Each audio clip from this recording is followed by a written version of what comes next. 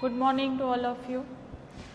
આપણે ધોરણ 9 અંગ્રેજી ગ્રામરની અંદર ચેપ્ટર 12 છે એ ચાલુ છે.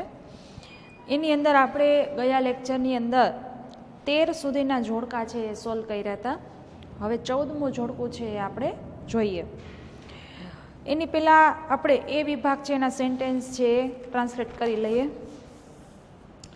You can have cake or biscuits. Have એટલે લઈ શકવું. તમે કાં તો કેક લઈ શકો છો કાં તો બિસ્કિટ લઈ શકો છો. તો હવે એની અંદર ઓર એટલે કે વિકલ્પ બતાવેલો છે. તો વિકલ્પ માટે આપણે કયું ફંક્શન્સ વાપરી શકીએ છીએ? તો કે એક્સપ્રેસિંગ અલ્ટરનેટિવ્સ. અલ્ટરનેટિવ એટલે અદલા બદલી કરવી. એના પછી છે ધેટ ઇઝ શોકિંગ. તે ખરેખર આઘાતજનક બાબત છે. તો એ આઘાતની લાગણી બતાવે, તો ભાવ બતાવે, એટલે જવાબ તરીકે આવશે એક્સપ્રેસિંગ ઇમોશન. ત્રીજું, he said that he was fine. He એટલે તેણે, સેડ કહ્યું, ધેટ કે હી વોઝ ફાઇન તે મજામાં હતો. તો વાક્ય છે એની અંદર ધેટ સંયોજક આપેલ હોય ત્યારે ફંક્શન તરીકે રિપોર્ટિંગનો ઉપયોગ થાય. એના પછી ચોથું, ધ ટીચર આસ્ડ અસ. શિક્ષકે આસ્ડ એટલે કહ્યું, અસ એટલે અમને, to open our English text book. અમારી અંગ્રેજીનું પાઠ્યપુસ્તક ખોલવા માટે કહ્યું. તો બીજા દ્વારા વાત જ્યારે કહેવાયેલી હોય ત્યારે ફંક્શન તરીકે રિપોર્ટિંગનો ઉપયોગ થાય છે. પાંચમું, હાઉ એક્સાઇટિંગ ધીસ ઇઝ. આ કેટલું ઉત્સાહજનક છે. તો આની અંદર જોઈ એટલે કે આનંદનો ભાવ આપેલો છે, તો જવાબ તરીકે આવશે એક્સપ્રેસિંગ ઇમોશન. છઠ્ઠું, Nitin said that he had lost his keys. નીતિને સેડ એટલે કહ્યું, ધેટ કે હી હેડ લોસ્ટ તેણે ખોઈ નાખી હતી. હિઝ કીઝ એટલે તેની ચાવીઓ. નીતિને તેની ચાવી ખોઈ નાખી હતી. તો હવે નીતિન વાત કરે છે તો જવાબ તરીકે આવશે રિપોર્ટિંગ. એના પછી 15, મે આઈ યુઝ યોર પેન. શું હું તમારી પેન વાપરી શકું? તો એની અંદર પરવાનગી માંગેલી છે, તો જવાબ તરીકે આવશે એક્સપ્રેસિંગ રિક્વેસ્ટ. એના પછી આઈ એમ અફ્રેડ. હું ડરું છું. I can't. હું તે કરી શકીશ નહીં. તો આ જવાબ છે કોઈ પણ ક્રિયા માટે એણે આપેલી પ્રતિક્રિયા છે, તો જવાબ તરીકે આવશે રિસ્પોન્સ. ત્રીજું, ઇઝ અમિત એટ હોમ. શું અમિત ઘરે છે? તો એક પૂછપરછનો ભાવ છે, તો જવાબ તરીકે inquiry. Would you like to buy this book. શું તમને આ બુક પસંદ કરવી ગમશે? એમાં પણ આવશે inquiry. Will you please sit down. હવે પ્લીઝ શબ્દ આપેલો છે, તો પ્લીઝ શબ્દ એ પરવાનગીનો ભાવ બતાવે. જવાબમાં આવશે expressing request. Sure why not. કોઈ ક્રિયા છે એના માટે આપણને પ્રશ્ન પૂછવામાં આવેલો છે, તો આપણે એમ કહીએ છીએ કે ચોક્કસ, શા માટે નહીં? તો આ આપણી પ્રતિક્રિયા થઈ, તો જવાબ તરીકે આવશે રિસ્પોન્સ. પછી 16મું, ઓફકોર્સ યુ કેન. ચોક્કસ તમે કરી શકો છો. કોઈ ક્રિયા માટેનો પ્રત્યુત્તર છે એટલે આવશે response. Will you help me. શું તમે મને મદદ કરશો? તો એમાં પ્રશ્નાચિહ્ન છે, પણ મદદ સામેથી માંગવામાં આવેલી છે એટલે જવાબ તરીકે આવશે expressing request. Sure why not. હમણાં જ આપણે જોયું શ્યોર અને વાય નોટ આ સેન્ટેન્સ છે શું બતાવશે? તો કે રિસ્પોન્સ બતાવશે, પ્રતિક્રિયા બતાવશે. ચોથું, is the bank open today. શું બેંક આજે ખુલ્લી છે? તો એમાં આવશે ઇન્ક્વાયરી. પ્રશ્ન પૂછેલો છે, માહિતી મેળવવાની વાત છે. અને 5મું છે નો આઈ વોન્ટ. ના, હું ઈચ્છતો નથી. તો એમાં આવશે રિસ્પોન્સ, કોઈ પણ ક્રિયા માટેનો જવાબ. એના પછી 17, પહેલું વાક્ય, I never come home late. હું ક્યારેય પણ ઘરે મોડો આવતો નથી. તો નેવર શબ્દ છે એ ફ્રીક્વન્સી ઓફ એક્શનની અંદર વપરાય. બીજું, વાવ ધેટ્સ બ્યુટીફુલ. ખરેખર તે ખૂબ સુંદર છે. તો એમાં આવશે એક્સપ્રેસિંગ ઇમોશન. જોઈ આનંદનો ભાવ બતાવે છે. ત્રીજું, ધો હી ઇઝ ઓલ્ડ. જો કે તે વૃદ્ધ છે. He is active. પરંતુ તે કાર્યશીલ છે.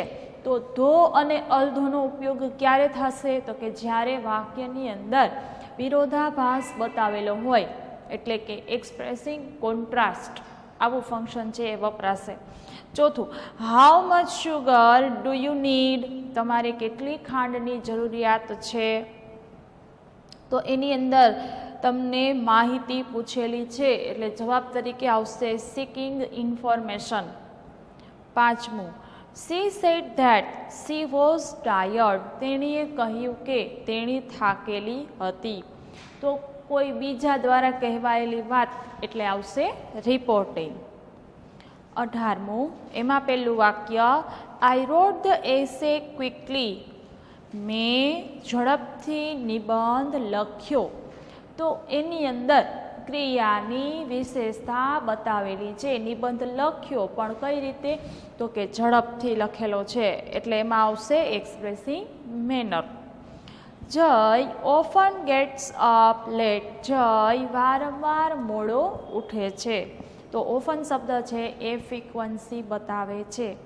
ત્રીજું, she said that Ami was absent. તેણીએ કહ્યું કે અમી ગેરહાજર હતી.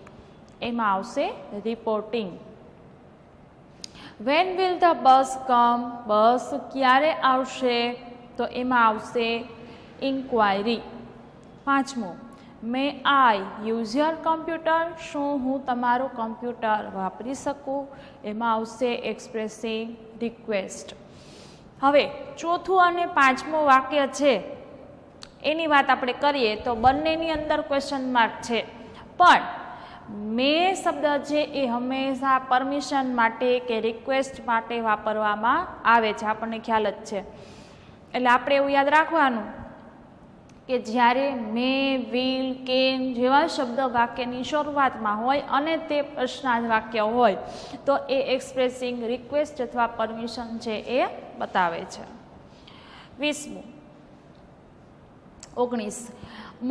મોટું ઇઝ ફની બોય. મોટું ફની એટલે તોફાની અથવા રમતિયાળ.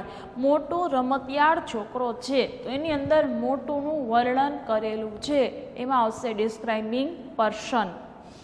That is a beautiful flower. તે સુંદર ફૂલ છે. તો વસ્તુની વાત છે એટલે ડિસ્ક્રાઇબિંગ થિંગ.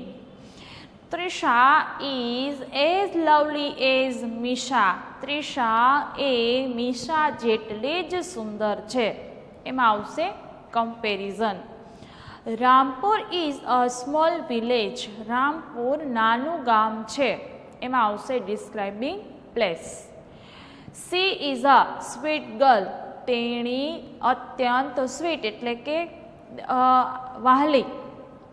તેણી ખૂબ જ વહાલી છોકરી છે અથવા આનંદિત છે, આવું પણ તમે લઈ શકો. તેણી ખૂબ આનંદિત છોકરી છે. તો એમાં આવશે ડિસ્ક્રાઇબિંગ પર્સન. આ થઈ ગયા આપણા જોડકા. છેલ્લું જોડકું આપણે જોઈ લઈએ. Sanjana is a beautiful girl. Sanjana સુંદર છોકરી છે. તો describing person. Jay is thinner than Mayur. Jay Mayur કરતાં પાતળો છે. તો comparison. Hema is as good as Laila. Hema Leela જેટલી જ સારી છે. તો એમાં પણ આવશે comparison. He is fat but healthy. તે જાડો છે પરંતુ તંદુરસ્ત છે. એમાં આવશે એક્સપ્રેસિંગ કોન્ટ્રાસ્ટ, વિરોધાભાસ દર્શાવતા વાક્ય છે. 5મું, અવર લાઇબ્રેરી ઇઝ વેરી બિગ. અમારી લાઇબ્રેરી અથવા અમારું પુસ્તકાલય ખૂબ જ મોટું છે. તો એમાં આવશે ડિસ્ક્રાઇબિંગ પ્લેસ. હવે જોડકાની અંદર તમને સામે જવાબ છે એ આપેલા હતા. હવે બીજી જે એક્સરસાઇઝ છે એની અંદર કમ્પ્લીટ ધ સેન્ટેન્સ, વાક્યને પૂર્તિ કરો with the functions given in the brackets. કૌંસમાં જે ફંક્શન્સ આપેલા છે એ ફંક્શન્સને ધ્યાનમાં રાખીને વાક્ય છે એને આપણે પૂર્ણ કરવાનું છે. હવે આમાં એક વસ્તુ યાદ રાખવાની, જ્યારે જ્યારે આપણે આ સેન્ટેન્સ લખીએ ત્યારે માત્ર એક સેન્ટેન્સ નહીં લખવાનું, એક બે કે ત્રણ સેન્ટેન્સ તમારે લખવાના. એનું કારણ છે, જો એકાદું વાક્ય તમારું બાય મિસ્ટેક કંઈ એવી એમાં ભૂલ હશે તો તમારી પાસે એક સેન્ટેન્સ એક્સ્ટ્રા લખેલું હોય તો એનો માર્ક તમારો જાય નહીં. એટલે હંમેશા તમારે આની અંદર એક નહીં પણ બે કે ત્રણ વાક્ય છે એ માઇન્ડની અંદર આપણે સેટ કરી અને લખવાના. તમારે આ એક્સરસાઇઝ છે એમાં પહેલી જ એક્સરસાઇઝ આપણે જોઈ જોડકાની, એ પાકી બુકમાં આપણે નથી લખવાની, એ અહીંયા ને અહીંયા આપણે આમાં સોલ્વ કરી લીધી. હવે બીજી જે એક્સરસાઇઝ જે તમારી પાકી બુકની અંદર લખવાની છે, બીજું કે આગળથી આ સેન્ટેન્સીસ લખતા નહીં, કારણ કે આપણે એક એક ફંક્શન છે, એક એક સેન્ટેન્સ છે એના બે કે ત્રણ વાક્ય છે એ બનાવશું.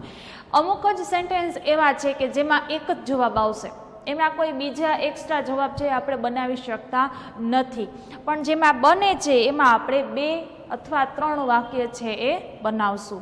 એટલે અત્યારે આપણે અહીંયા મેં બોર્ડ ઉપર 10 સેન્ટેન્સ લખેલા છે. હવે આ વસ્તુ સોલ્વ કરતાં પહેલાં તમારી પાસે એક નાનકડો ચાર્ટ હોવો જોઈએ કે કયું ફંક્શન હોય તો આપણે કયા શબ્દનો ઉપયોગ કરવો પડશે.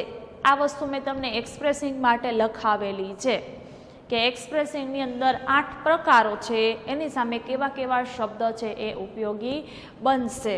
તો પહેલું વાક્ય આપણે અહીંયા જોઈ લઈએ તો શું કીધું છે જુઓ, યુ હેવ ટેસ્ટ ટુમોરો, તમારે આવતીકાલે ટેસ્ટ છે. હવે આવતીકાલે ટેસ્ટ હોય તો જો આશ્ચર્યનો ભાવ હોય તો ત્યારે આપણે શેનો ઉપયોગ કરી શકીએ છીએ, દુઃખનો ભાવ હોય તો શેનો ઉપયોગ કરી શકીએ છીએ, બરાબર. હવે અહીંયા તમે લખી શકો કે યુ હેવ ટેસ્ટ ટુમોરો, તો એક્સપ્રેસિંગ ઇમોશન તરીકે એમાં આવશે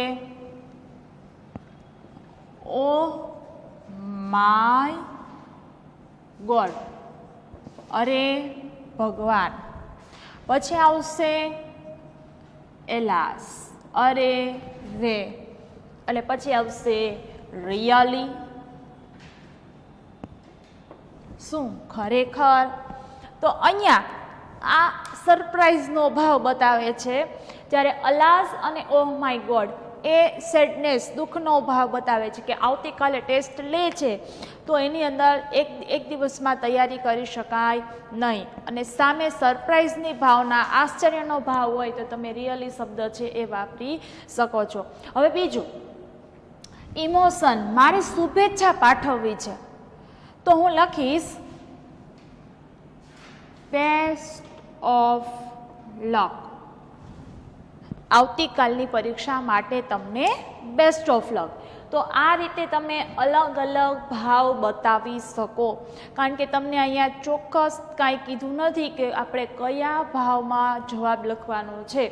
એક્સપ્રેસિંગ ઇમોશન છે તો ઇમોશનમાં તો કેટલા બધા શબ્દો આવે છે, દરેક શબ્દ એક અલગ ભાવ બતાવે તો આપણે કોઈ પણ રીતે સેન્ટેન્સ છે એ બનાવી શકીએ છીએ, છૂટમાં જ છીએ. તો ઓ માય ગોડ અને અલાસ એ દુઃખનો ભાવ બતાવશે, રિયલી એ આશ્ચર્યનો ભાવ બતાવશે, અને બેસ્ટ ઓફ લક એ શુભેચ્છાનો ભાવ છે એ બતાવશે. તો આપણે કેટલા વાક્ય બનાવ્યા જુઓ, ઓહ માય ગોડ, એલાસ, રિયલી અને બેસ્ટ ઓફ લક. 1, 2, 3 અને 4, ચારમાંથી તમે કોઈ પણ એક શબ્દ લખો, તમને આનો 1 માર્ક મળવા પાત્ર થાય. બીજું ઓલ્ધો, કૌંસમાં આપણને આપેલું છે એક્સપ્રેસિંગ કોન્ટ્રાસ્ટ. એક્સપ્રેસિંગ કોન્ટ્રાસ્ટની અંદર 2 શબ્દનો ઉપયોગ થાય, ધો અને અલ્ધો. બંનેનું ગુજરાતી થાય જો કે, છતાં પણ. તો આપણે લખીએ કે અલ્ધો સી ઇઝ સ્મોલ, તેણી જો કે તેણી નાની છે. સી ઇઝ સ્માર્ટ, પરંતુ તેણી હોશિયાર છે. તો પહેલું વાક્ય નાની છે, બીજું વાક્ય હોશિયાર છે. બંને વાક્ય એકબીજા સાથે વિરોધાભાસ બતાવે છે. એના પછી although he is older, જો કે તેઓ વૃદ્ધ છે. he can see clearly, તે ચોકસાઈપૂર્વક જોઈ શકે છે. તો પહેલું વાક્ય વૃદ્ધ છે, બીજું વાક્ય ચોકસાઈપૂર્વક જોઈ શકે છે. આ બંને વાક્ય એકબીજા સાથે વિરોધાભાસ બતાવે છે. તો જુઓ, મેં અહીંયા એક શબ્દ માટે 2 સેન્ટેન્સ તમને બનાવીને બતાવેલા છે. તમે હજી ત્રીજું વાક્ય પણ બનાવી શકો. એટલે જ તમારે ચોપડાની અંદર જે સેન્ટેન્સ લખો છો એની અંદર પહેલાં સેન્ટેન્સ, પછી કૌંસમાં ફંક્શન્સ અને નીચેની લીટીની અંદર જે જવાબ આપણે લખીએ છીએ એ 3 જવાબ 4 જવાબ બધા જ તમારે લખવાના છે. કારણ કે જો સપોઝ એવું બને પરીક્ષા સમયે તમને આ 2 માંથી એક વાક્ય તમારે લખવાનું થાય, પણ જો એની અંદર કોઈ સ્પેલિંગ મિસ્ટેક છે, વાક્યરચનામાં ભૂલ છે, તો તમારો 1 માર્ક જાય. પણ જો તમે 2 વાક્ય બનાવેલા હોય તો 2 માંથી એકાદું સાચું હોય તો તમને માર્ક છે મળી જાય. આગળ અને બીજું એ કે આ વસ્તુ પાછી 10મામાં આવે જ છે. તમે જેટલી પ્રેક્ટિસ કરશો, જેટલું તમે આનો મહાવરો કરશો, એ વસ્તુ આગળ એનો બેનિફિટ તમને મળવાનો છે. સેમ આ જ વસ્તુ આનાથી ઇઝી હશે. બરાબર. આગળ વેન વિલ કૌંસમાં છે સિકિંગ ઇન્ફોર્મેશન, એટલે આ વાક્ય છે એ આપણે શું કરવાનું છે તો કે વેન વડે આપણે પ્રશ્નાર્થ વાક્ય બનાવવાનું છે. અને એ પણ ક્યાં કાળમાં તો કે ભવિષ્યકાળની અંદર. તો લખીએ આપણે when will you come at my home, તમે મારી ઘરે ક્યારે આવશો. બીજું વેન વિલ, પછી આપણે બીજા કોઈ પણ કર્તાનો ઉપયોગ કરીએ તો when will Reema buy a new scooter, Reema નવું સ્કૂટર ક્યારે ખરીદશે. તો આ બંને વાક્ય છે એ આપણે ભવિષ્યકાળની અંદર બનાવ્યા. બીજું આ બંને વાક્ય એ કયો ફંક્શન્સ બતાવે છે, સિકિંગ ઇન્ફોર્મેશન. પછી મનોજ વિલ ખાલી જગ્યા એક્સપ્રેસિંગ અલ્ટરનેટિવ્સ. હવે અલ્ટરનેટિવ્સની અંદર કયા કયા ઓળખદર્શક શબ્દ છે તો કે ઓર, પછી આવશે આઈધર ઓર અને આવશે નાઇધર નોર. આપણે 3 માંથી કોઈ પણ એક રીતે વાક્ય બનાવી શકીએ. આપણે અહીંયા 3 રીતે બનાવી લઈએ. તો Manoj will take tea or coffee. બહુ સિમ્પલ સેન્ટેન્સ આપણે લઈએ. એના પછી Manoj will buy either scooter or car. અને નાઇધર લઈ લઈએ તો Manoj will neither go to Rajkot nor Ahmedabad. તે રાજકોટ કે અમદાવાદ ક્યાંય પણ જશે નહીં. તો આપણે ઓર, આઈધર ઓર અને નાઇધર નોર 3 વાક્ય છે એ બનાવેલા. પછી હેલો એક્સચેન્જિંગ પ્રેઝન્ટરી, સામાન્ય વાતચીતની વાત છે. તો હેલો શબ્દ પછી હંમેશા શું પ્રશ્ન પૂછવામાં આવે તો કે હાઉ આર યુ. આની અંદર બીજું કોઈ સેન્ટેન્સ બની શકતું નથી. એક જ સેન્ટેન્સ આપણે યાદ રાખવાનું. એના પછી બીજું અમિત વન અ ગોલ્ડ મેડલ, અમિતે ગોલ્ડ મેડલ જીત્યો. તો આની અંદર ખુશીનો ભાવ છે. આપણને અહીંયા કીધું છે એક્સપ્રેસિંગ ઇમોશન, પણ આની અંદર કયો ભાવ આવશે તો કે સૌથી પહેલાં આપણે એને અભિનંદન પાઠવશું એટલે અહીંયા આવશે કોંગ્રેચ્યુલેશન્સ. પછી બીજું હજી એક વસ્તુ આપણે વાપરી શકીએ, કઈ છે તો કે બ્રેવો. એણે બહાદુરીનું કામ કરેલું છે એટલે આવશે બ્રેવો.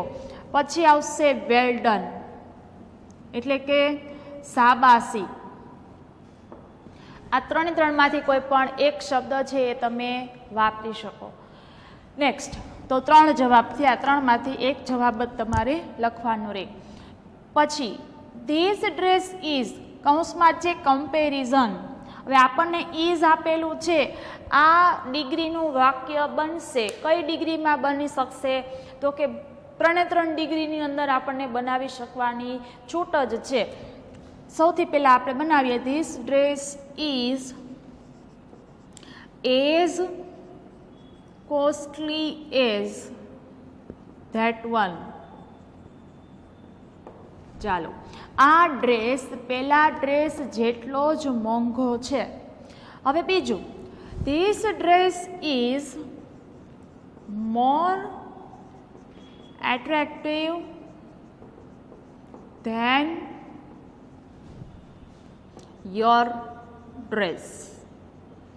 આ ડ્રેસ તારા ડ્રેસ કરતાં વધારે આકર્ષક છે. તો બંને ડિગ્રીથી આપણે વાક્ય છે એ બનાવી લીધું અને બેમાંથી કોઈ પણ એક વિશે તમે લખી શકો. એના પછી કેન યુ હેલ્પ મી, શું તમે મને મદદ કરશો? તો આની અંદર પણ 2 જવાબ શક્ય છે. સૌથી પહેલાં લખીએ આપણે નો, આઈ એમ બિઝી. ના, હું વ્યસ્ત છું. બીજું શ્યોર, વાય નોટ, હા શા માટે નહીં. હજી એક લખી શકીએ ખાલી યસ અને શ્યોર, હા ચોક્કસ. તો ત્રણેયમાંથી એક જવાબ આપણે લખીએ. હાઉ મચ ખાલી જગ્યા સીકિંગ ઇન્ફોર્મેશન. હાઉ મચ વડે કોઈ પણ કાળમાં આપણે પ્રશ્ન વાક્ય બનાવવાનું છે. તો how much milk is there in the mug. મગની જગ્યાએ તમે લખો કપ તો પણ સાચું. કપની અંદર કેટલું દૂધ છે. એના પછી how much water is there in the river. નદીમાં કેટલું પાણી છે. તો આની અંદર હાઉ મચ પછી ગણી ન શકાય તેવા જથ્થાવાચક નામનો આપણે ઉપયોગ કરેલો છે. એના પછી Mita could not come for the picnic. Mita picnic માટે આવી શકી નહીં. તો નથી આવી શકી તો દુઃખ વ્યક્ત કરવાનું એટલે અહીંયા આવશે હાઉ શેડ. બસ, આનાથી વધારે કંઈ આવશે નહીં. તમે એલાસ લખી શકો પણ એલાસ છે એ થોડુંક કરુણ ભાવ બતાવે છે. અહીંયા કંઈ એવી બાબત નથી એટલે આવશે હાઉ સેડ અથવા આવશે ઓ માય ગોડ. 3માંથી કોઈ પણ એક તમે લખી શકો. 3 જવાબ સાચા. હવે એના પછી આપણે 11મું સેન્ટેન્સ જોઈએ તો શું આપ્યું તમને જુઓ. વાય ડીડ ખાલી જગ્યા સીકિંગ ઇન્ફોર્મેશન. હવે એની અંદર તમને વાય આપેલું છે, સાથે સાથે ડીડ સર્વના સહાયકારક ક્રિયાપદ છે. એટલે આપણે જે સેન્ટેન્સ બનાવશું એ સાદા ભૂતકાળની અંદર બનશે અને સીકિંગ ઇન્ફોર્મેશન છે એટલે આપણને વાક્ય છે એની અંદર કોઈ પ્રકારનું કારણ બતાવેલું હોવું જોઈએ. Why did the baby crying. શા માટે બાળક રડી રહ્યું હતું. અથવા why did you come late. તમે શા માટે મોડા આવેલા હતા. તો 2 વાક્ય સાચા. એના પછી 12મું વાક્ય he has cheated us. Cheated એટલે છેતરામણી કરવી. હેઝ ચીટેડ છેતરામણી કરેલી છે. હી એટલે તેણે અમારી સાથે છેતરામણી કરેલી છે. તો જ્યારે છેતરામણીનો ભાવ હોય ત્યારે અણગમો વ્યક્ત કરવાનો આવે એટલે એની અંદર આવશે બે શબ્દ, એક્સપ્રેસિંગ ઇમોશન પણ અણગમાનો ભાવ એટલે આવે વોટ શેમ, અને તમને જવાબ આપેલો છે પાછળ એમાં આવે છે હાઉ ડિસ્ગસ્ટિંગ. ડિસ્ગસ્ટિંગ એટલે કેટલું શરમજનક. બેમાંથી કોઈ પણ એક જવાબ લખી શકાય. અહીંયા તમે ઉદ્ગાર ચિહ્ન કરી શકો. હવે પછી આપણે આવતા લેક્ચરની અંદર 13મા સેન્ટેન્સથી જોશું. તમારે માત્ર જો આગળ લખવું હોય તો એટલું કામ કરવાનું કે જે સેન્ટેન્સ તમે લખો છો આ જગ્યા છોડીને વચ્ચે 3 કે 4 લીટીની જગ્યા છે એ છોડવાની. ઓકે, ચાલો ફરી પાછા મળીશું. ત્યાં સુધી ગુડ બાય.